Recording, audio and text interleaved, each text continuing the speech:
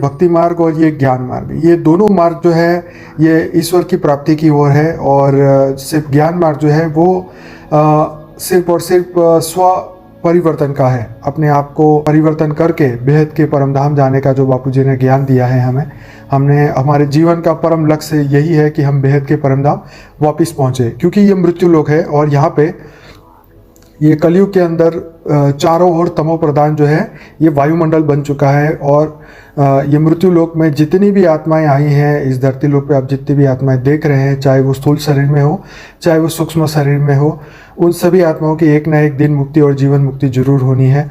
तो ये सब जो भी आत्माएं तमो प्रधान अवस्था में है वो धरती लोक पे सभी को दुख देने का ही कार्य करती है और वो करती रहेगी, क्योंकि उनका मन बुद्धि और संस्कार तमो प्रधान है, तो वो 100% वही काम करेंगे।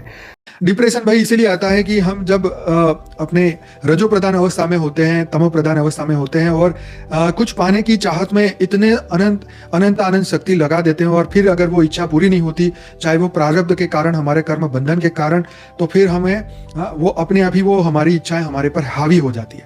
इसीलिए चाहे अवसाद कहो चाहे डिप्रेशन इसलिए आता है, जो हम चाहते हैं वो हम पा नहीं सकते और उसके पीछे हमारी ललक लगी रहती है कि कैसे भी करके पाऊं। तो जब होता नहीं है तब डिप्रेस हो जाते हैं कि यार हमने तो इतना किया, हमारी आशाएं हमारी कामनाएं हमारा पीछा नहीं छोड़ती, इसलिए इंसान डिप्रेशन में चला जाता है ना। तो इसलिए कुछ चीजें जो है भाग्य पे छोड़ देना चाहिए, कुछ चीजें जो है परमात्मा के ऊपर छोड़ देना चाहिए, कुछ चीजें समय पे छोड़ देना चाहिए, पुरुषार्थ करो। इसलिए भगवान ने बोला ना कि कर्म कर, फल की चिंता ना कर। तुम्हारे सभी डिप्रेशन का मूल कारण तुम्हारा मन ही है।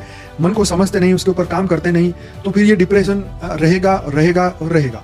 तुम दवाइयाँ खा लोगे तो दवाई का जब तक असर रहेगा तब तक मन चुप करके बैठा रहेगा, इसलिए आपको उस वक्त शांति लगेगी। ये आप देख रहे हैं ना कि कितना भले पैकेज बड़े बड़े हैं लेकिन तनाव कितना है, स्ट्रेस कितना है।